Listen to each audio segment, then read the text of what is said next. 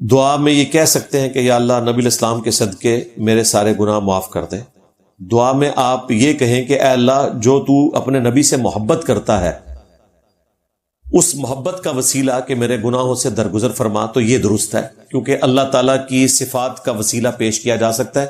اللہ کا اپنے نبی سے محبت کرنا یہ اللہ کی صفت ہے. باقی نبی الاسلام کا وسیلہ یا کسی صحابی کا وسیلہ پیش کرنا اس کے بارے میں کوئی صحیح روایت موجود نہیں ہے. صحیح روایت تو وہی ہے جو بخاری میں آئی ہے 1010 نمبر کہ سیدنا عمر اپنے دور خلافت میں جب قحط پڑ جاتا تو عباس بن عبد المطلب کے وسیلے سے اللہ کے حضور دعا کرتے تھے اللہم انا کننا نتوسل الیک بنبینا. اے اللہ پہلے پہل ہم تیرے نبی کے وسیلے سے تیری طرف متوجہ ہوتے تھے, تو ان کی دعا کی برکت سے بارش نازل فرماتا تھا. اب ان کی وفات کے بعد ہم تیرے نبی کے چچا کو لے کر آئے ہیں, ان کی دعا کی برکت سے بارش نازل فرما. انس بن مالک کہتے ہیں کہ پھر حضرت عباس جب دعا کرواتے تو حضرت عمر کے دور میں بارش ہو جایا کرتی تھی. تو سیدنا عمر نے صحیح وسیلہ شخصی یہ بتایا کہ جو اللہ کا نیک بندہ دنیا میں موجود ہے آپ نے اس سے جا کے دعا کروانی ہے. یہ ہے صحیح وسیلہ شخصی. باقی واسطے وسیلے ڈالنا نبی الاسلام کی مبارک ذات کی حد تک تو کچھ روایتیں اس حوالے سے موجود ہیں لیکن وہ کمزور روایتیں ہیں. آپ کی مبارک زندگی کے حوالے سے بخاری میں جو روایت موجود ہے اور اسی کو سپورٹی وہ روایت ہے سنن ابن ماجہ میں جو ایک نابینا صحابی آئے تھے, انہوں نے کہا یا رسول اللہ میرے لیے دعا کریں اللہ تعالیٰ مجھے نظر دے دے. تو آپ نے فرمایا کہ چاہو تو میں دعا کر دیتا ہوں یا پھر تم صبر کرو تو جنت پکی ہے. انہوں نے کہا یا رسول اللہ آپ دعا ہی کریں, ان کا جنت تو مل ہی جانی ہے, دنیا میں تو یہ میری تکلیف دور ہو. تو آپ نے پھر اسے فرمایا کہ وضو کرو اور 2 نفل پڑھو, اور پھر آپ نے اس کو اپنے سامنے بٹھایا اور دعا سکھائی کہ دعا کرو کہ اے اللہ میں تیرے نبی کے وسیلے سے تیری طرف متوجہ ہوتا ہوں, اور یا رسول اللہ میں آپ کے وسیلے سے اللہ کی طرف متوجہ ہوتا ہوں. دیکھیں دونوں صورتوں میں دعا کس سے ہو رہی ہے؟ اللہ سے. دعا صرف اللہ ہی سے. اے اللہ میں تیرے نبی کے وسیلے سے تیری طرف متوجہ ہوتا ہوں, اور اے اللہ کے رسول میں آپ کے وسیلے سے آپ کے رب کی طرف دعا کرتا ہوں. اچھا بس اتنی حدیث یہ بیان کرتے ہیں اور کہتے ہیں دیکھیں نہیں وسیلہ تو ثابت ہو گیا. آگے لکھا ہوا ہے اے اللہ میرے نبی کی دعا میرے حق میں قبول فرما. یہ جملہ یہ چھپا جاتے ہیں کیونکہ یہ جملہ ان کے عقیدے کو ختم کر دیتا ہے. یہ وہی چیز ہے جو حضرت عمر نے کی تھی کہ اللہ پہلے تیرے نبی سے ہم دعا کروایا کرتے تھے, اور اس صحابی نے نبی الاسلام کی دعا اپنے حق میں قبولیت کی دعا رسول اللہ سے کروائی. تو یہ صحیح وسیلہ شخصی تھا. باقی وسیلے کے نام پر دھوکہ, یہ میری ویڈیو آپ دیکھ لیں تو آپ کو سارا کانسیپٹ کلیئر ہو جائے گا. اور استعانت کے حوالے سے بھی ابھی تو یہ 3-4 دن پہلے ایک بڑی خطرناک ویڈیو آ گئی ہے مفتی اکمل صاحب حافظہ اللہ تعالی کی, ہمارے جو استاد ہیں. تو میں نے باقاعدہ ان سے رابطہ کیا اور ریکویسٹ کی ہے کہ مجھ سے فون پہ بات کریں, تو میں ان کی اجازت سے اس کو ریبٹل کرنا چاہتا ہوں. آپ کو پتا ہے مفتی اکمل صاحب نے کیا فرمایا ہے ابھی تازہ ویڈیو میں؟ ٹائٹل ہے ایاک نعبد و ایاک نستعین. پہلے یہی مفتی صاحب کہتے تھے کہ ہم روٹی امی سے مانگتے ہیں تو کیا یہ شرک ہے؟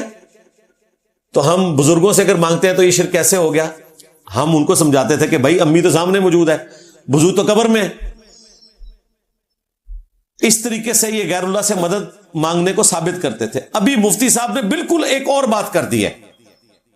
مفتی صاحب نے تازہ ویڈیو میں فرمایا ہے کہ آپ صاحب مزار سے جا کے صرف اتنا کہہ سکتے ہیں کہ اے فلاں بزرگ اللہ کے حضور میرے لیے دعا کریں کہ اللہ میری یہ مشکل آسان کر دے.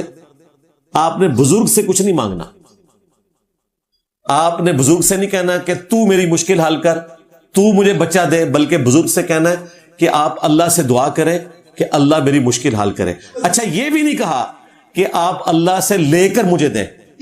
پہلے یہ کہتے تھے نا کہ جی یہ وسیلہ شخصی یہ ہے کہ وہ پیچھے تو اللہ ہی ہے نا, اللہ بھی پیچھے, نبی بھی پیچھے, اگے بابے, میں بابا کو نہیں چھڑنا, میرے نبی سا ہے ہی کوئی نہیں، تیرے بابے تے شے ہی کوئی نہیں. تو اب وہ کہہ رہے ہیں کہ آپ نے صرف بابا جی سے کہنا ہے کہ بابا جی ذرا دعا کر دو بس. بھائی اگر آپ کا یہ عقیدہ ہے تو ہم اسے بالکل شرک نہیں کہتے. ہم زیادہ سے زیادہ کہیں گے ہوائی فائر ہے، ہونا کچھ بھی نہیں. یا کوئی محتاط شریف فتویٰ لگائیں تو بدعت کہہ دیں گے. شرک یہ نہیں ہے، کیونکہ آپ اللہ سے مانگ رہے ہیں، اس بزرگ سے دعا کروا رہے ہیں. انہیں کیڑا سننا ہے؟ یہ بزرگ اندر جا کے تو چھوڑ دیں. آپ کے سامنے کوئی بابا جی لیٹے ہوئے خراٹے لے رہے ہوں، آپ ان کے سرانے کھڑے ہو کر کہیں نا کہ آپ اللہ کے حضور دعا کریں، مجھے بتائیں سن لیں گے؟ آپ گالیاں بھی نکال دینا، خدا نہ خواستہ گالی نہیں کرنی. آپ نے بس صرف کہنا ہے کہ میرے نبی صاحب ہے ہی کوئی نہیں، بابا جی تسی تے شے ہی کوئی نہیں. یہ بھی نہیں سنیں گے. وہ جو باہر ہے نا وہ کہنے اندر جا کے جی طاقتاں ود جاندیاں نے، سارے دی اندر جا کے ودیاں جتنے کوئی ویکھ ہی نہیں سکتا. آپ تو پہلے کہتے تھے باہر بھی یہ دنیا کا نظام چلا رہے ہیں. ہاں تو یہ ساری کہانیاں تھیں ان کی. بال مفتی اکمل صاحب نے یہ بہت بڑی جرت کی ہے اور میں انہیں اپریشیٹ کروں گا، اور انشاءاللہ تعالی میں ان کا شکریہ ادا کروں گا، بشرطے کہ اپنا وضو قائم رکھیں. یہ نہ ہو کہ وہ بھاگی جائیں اس سے.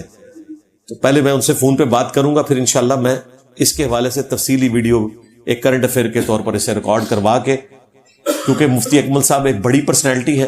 اگر ان کے اس قسم کے علمی اقدام کی وجہ سے بریلوی فرقے کے لوگوں کا عقیدہ توحید درست ہوتا ہے تو ہمیں اور کیا چاہیے. انشاءاللہ تعالی ہم مفتی صاحب کو اپریشیٹ بھی کریں گے، اپنی اکیڈمی کی دعوت بھی دیں گے کہ یہاں آ کے یہ عقیدہ آپ اس کرسی پہ بیٹھ کے بیان کریں. اور پھر ہم آپ سے یہ بھی پوچھیں گے کہ یہ جب آپ کے باپا جانی جو پیر صاحب ہیں، کیونکہ مفتی اکمل صاحب ان کے مرید ہیں، دعوت اسلامی کے پہلے مفتی اعظم مفتی اکمل صاحب ہی تھے پاکستان میں، جو مدرسۃ المدینہ کے، اور یہ خادم رضوی صاحب کے شاگرد ہیں. جامعہ نظامیہ سے انہوں نے درس نظامی کیا ہوا ہے. میں اس زمانے میں ملنے گیا تھا، میں نے تفصیلاً ویڈیو بھی ریکارڈ کروائی ہے. یونیورسٹی میں بھی ایک دفعہ یہ ہمارے ہاسٹل کے کمرے میں بھی آئے تھے 1996 میں. تو مفتی اکمل صاحب سے پھر میں کہوں گا کہ یہ جب باپا جانی کے ماننے والے عبد القادر جیلانی کے مزار سے لپٹ کے کہہ رہے ہوتے ہیں یا غوث اعظم مدد فرمائے، نظر کرم کر دیں، اس کو بھی آپ یہ کہیں گے کہ وہ صرف یہ کہہ رہے ہیں کہ آپ دعا کر دیں، وہ تو کہہ رہے ہیں نظر کرم کر دیں. اور اس سے بڑھ کر منقبتیں لکھی ہوئی ہیں. سرکار غوث اعظم نظر کرم خدارا، میرا خالی کاسا بھر دو، میں فقیر ہوں تمہارا. یعنی میرا جو پیالہ ہے، کاسا کہتے ہیں پیالے کو، خالی پیالہ میرا بھر دو، میں فقیر ہوں تمہارا. تو ابھی تک تو عبد القادر جیلانی سے آپ لوگ ڈائریکٹ مانگا کرتے تھے. اب یہ 21ویں صدی میں آ کے یہ آپ نے کون سا عقیدہ بیان کر دیا کہ ہم تو یہ کرنے کے قائل ہی نہیں ہیں. بڑی اچھی بات ہے.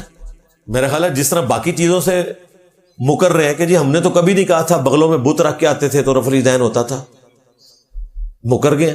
یہی لوگ کہتے تھے نا، اہل حدیثوں نے تو نہیں کہنا تھا. تو بڑی اچھی بات ہے، اس سے بھی پیچھے ہٹ جائیں. تو میں تو سلوٹ کروں گا مفتی صاحب کو کہ اگر اس کے اوپر قائم رہے اور کوئی اس کی ایکسپلینیشن نہ اگلی ویڈیو میں دینا شروع کر دیں. اس لیے میں نے ان کو پہلے رابطہ کیا کہ آپ کریں، پھر انشاءاللہ تعالی ہم اس کے اوپر ڈسکشن کریں گے انشاءاللہ.